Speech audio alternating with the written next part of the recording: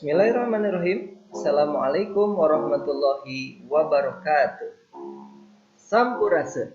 Kumaha daramang sadayana? Alhamdulillah. Insyaallah dina video anu singkat ieu baris dijelaskan, baris diwanohkeun, akan dijelaskan dan akan dikenalkan mengenai materi pupuh. Apa dan bagaimana dan seperti apa itu pupuh, kita akan bahas dalam video singkat ini. Selamat menyaksikan. Baik, sebelum ke penjelasan pupuh, kita lihat terlebih dahulu gambar berikut ini. Coba tebak, di sini ada gambar siapa saja? Nah, anak-anak pasti bisa membedakan mana yang termasuk orang Jepang, orang Cina, orang Negro, orang Amerika dan sebagainya.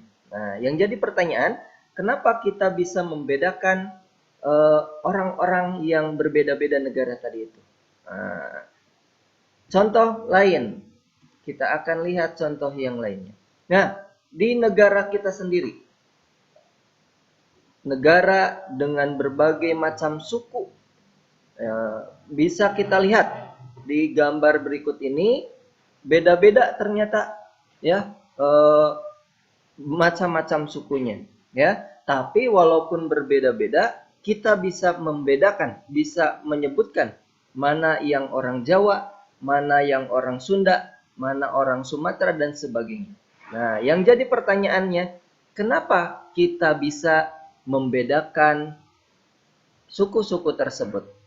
Nah, jawabannya karena adanya identitas.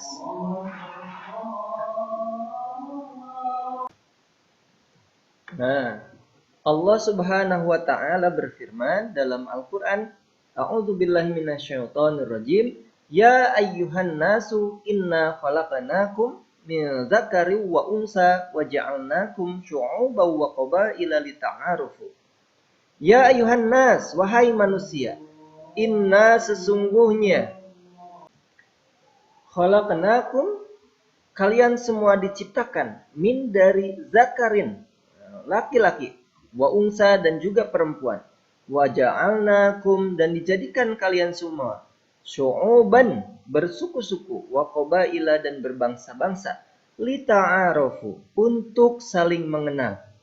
Nah, dalam ayat ini dijelaskan bahwa tujuan Allah menciptakan berbagai suku, berbagai bangsa, dan berbagai macam kulit, berbagai macam ras, itu adalah tujuannya untuk saling mengenal. Salah satu media, salah satu cara supaya manusia itu dikenal sesuai dengan asal-usulnya adalah dengan cara menampilkan identitas. Nah, identitas orang Jawa itu pakai songkok, ya. Kemudian identitas orang Cina biasanya bajunya khas, ya. Kemudian matanya juga khas, sipit. Nah, kemudian ciri khas orang Sumatera, orang Batak misalkan, itu punya ciri khas tersendiri, ya. Nah, begitupun dengan hasil karya yang dihasilkan oleh orang-orang yang ada di dalam suku tersebut. Itu merupakan ciri identitas bagi suatu suku atau suatu bangsa.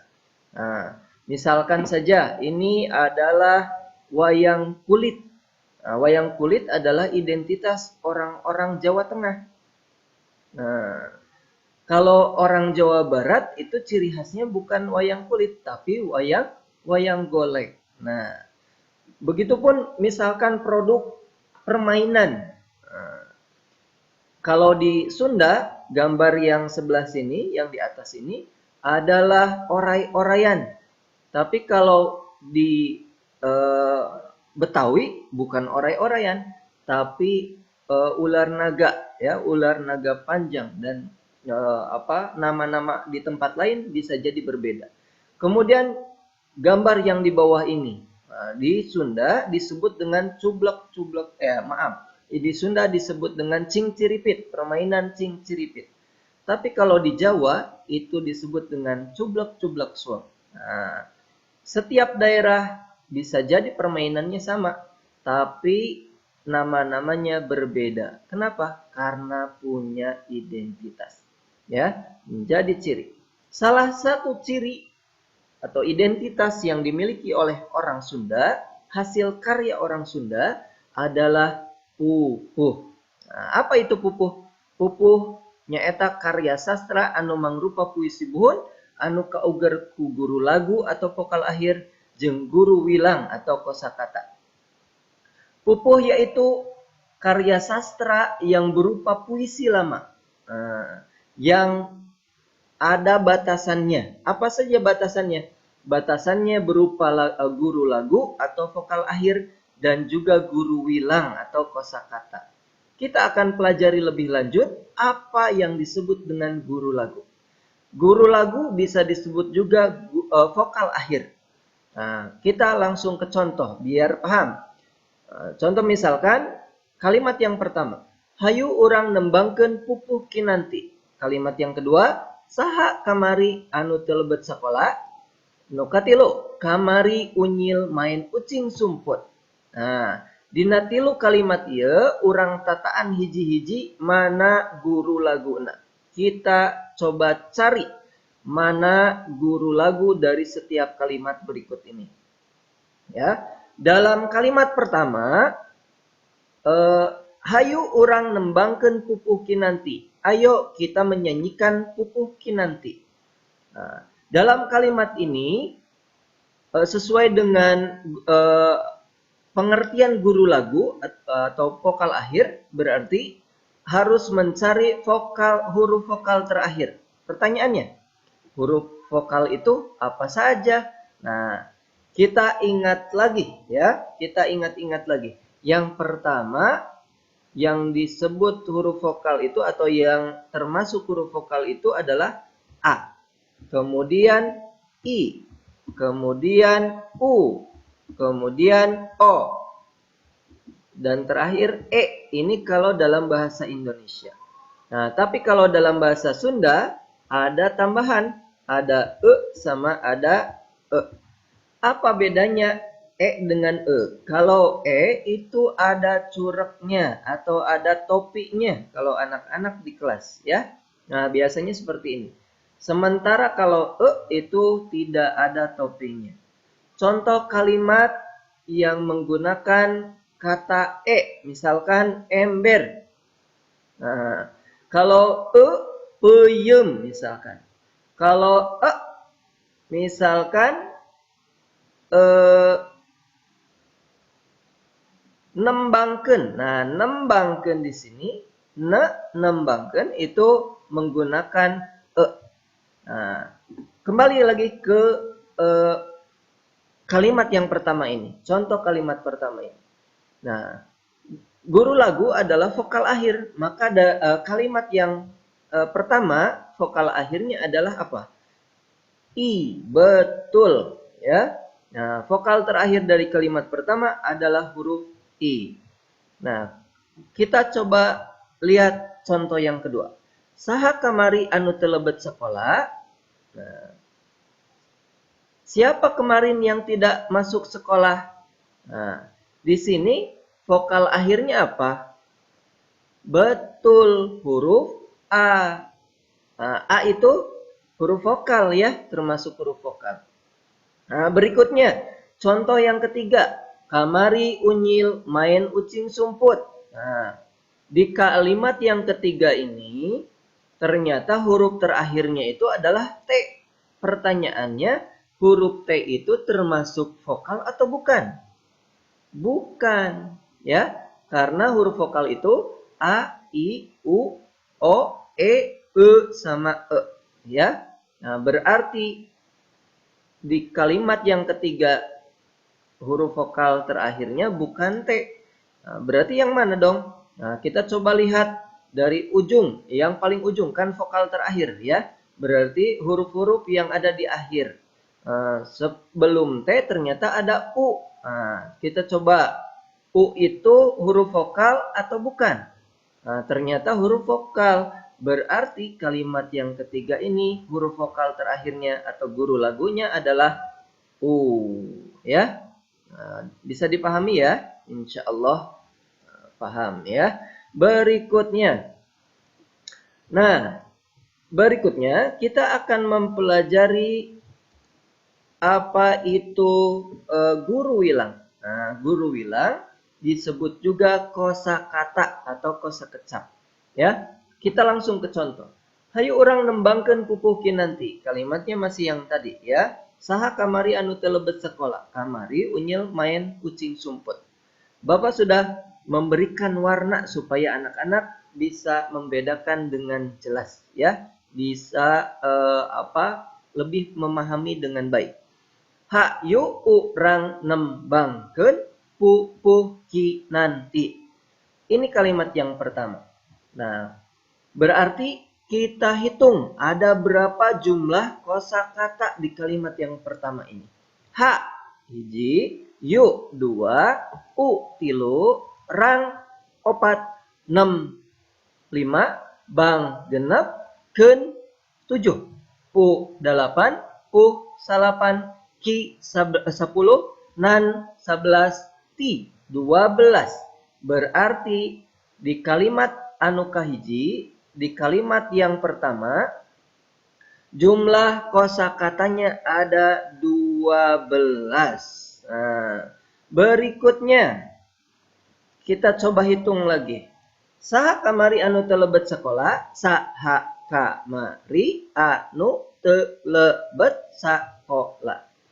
Sa hiji, ha dua, ka tilu, ma opat, ri 5, a genep, nu 7, te 8, le 8, bet 10, sa 12, kok 12, 11, 12, la 13. Punten. Baba liut. Mohon maaf. Nah, berarti kosakata di kalimat yang ketiga ada 13. Nah, berikutnya. Kamari unyil main ucing sumput. Kamari unyil main ucing sumput. Nah, ada berapa nih? Kita hitung bareng-bareng lagi. Ka hiji, ma 2, ri 3, u 4, nyil 5, ma genep, n 7, u 8, cing 8, sum 10, put 11. Berarti jumlah kosakata atau kosakecap dina contoh anu katilu ieu nyaeta 11, yaitu 11. Ya, itu yang disebut dengan guru wilang atau kosakata. Ya, berarti nih di kalimat yang pertama guru lagunya adalah kalau ditanya guru lagu dan guru wilang di kalimat pertama ini adalah guru wilangnya ada 12, guru lagunya adalah i. Nah, itu ya. Kalau di kalimat yang kedua ada 13 guru wilang, sementara guru lagunya adalah a. Nah, maaf ya. Nah, berikutnya di kalimat yang ketiga ada 11 guru wilang dan huruf vokal terakhirnya atau guru lagunya adalah u. Begitu ya. Insya Allah paham ya anak-anak. Baik, kita lanjutkan. Nah, pupuh itu ada 17 jenis ya. Apa saja yang 17 itu? Dibagi ke dalam 2 bagian. Yang pertama disebut dengan pupuh sekar ageng ya. Ada 4, kinanti, sinom, asmarandana, dangdanggula. Itu termasuk pupuh sekar ageng. Terkait jenis atau sifat-sifatnya, anak-anak bisa membacanya dan boleh di stop video berikut ini. Nah, kita lanjutkan. Yang kedua disebut dengan pupuh sekar ageng. Sekar alit. Ya. ada 13. Apa saja? Pupuh pucung, pupuh juru demung, mas kumambang, durma, magatru, mijil, ladrang, lambang, balakbak, pangkur, wirangrong, gurisa, dan gambuh. Dan masing-masing pupuh ini mempunyai sifat masing-masing atau ngagaduhan watak masing-masing. Dan juga mempunyai guru lagu dan guru wilang tersendiri, ya. Jadi antara satu pupuh dengan pupuh yang lain tidak sama, ya, alias berbeda-beda.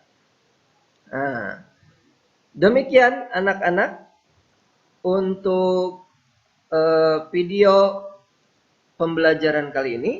Insya Allah untuk contoh puisi atau contoh pupuhnya akan di-share dalam bentuk video yang lain. Demikian anak-anak sekalian yang bisa disampaikan, mudah-mudahan bisa bermanfaat. Ya, mohon maaf atas segala kekurangannya. Billahi taufik wal hidayah. Assalamualaikum warahmatullahi wabarakatuh.